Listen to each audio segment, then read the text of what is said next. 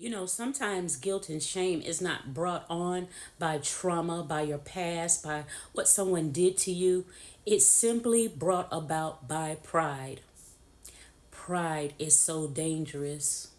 You know, the Bible tells us that God corrects those he loves. In fact, the Bible says if God cannot correct you, you don't belong to him.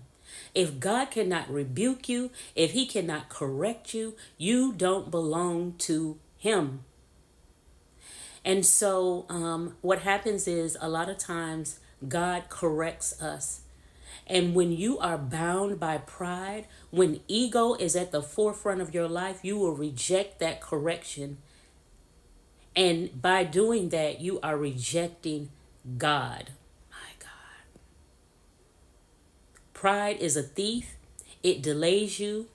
Pride is dangerous.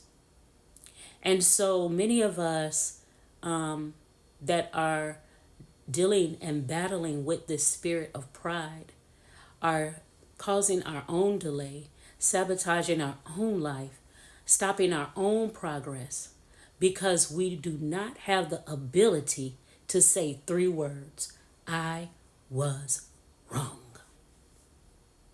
I was wrong. Those three words are so liberating. And the Lord is saying, even now, those three words will liberate you if you can humble yourself. I was wrong about that person. I was wrong about that decision, that choice. I was wrong. Maybe I shouldn't have went that way. Maybe that wasn't God that told me to do that. I was wrong. Maybe that person was sent by God and not by the devil.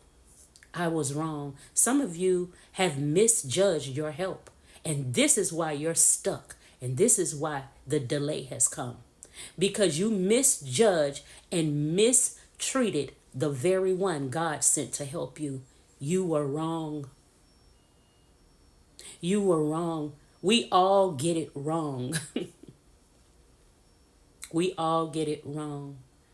But when we don't have the ability to humble ourselves, God resists us. The Bible tells us that God resists the proud, but he gives grace to the humble. When you can humble yourself and say and admit and confess that you were wrong, there is grace for that. There is release in that. There is freedom and liberty in that. But if you want to hold on to pride, if you want ego to run your life, there will be delay. There will be loss. There will be guilt and shame. Regret will be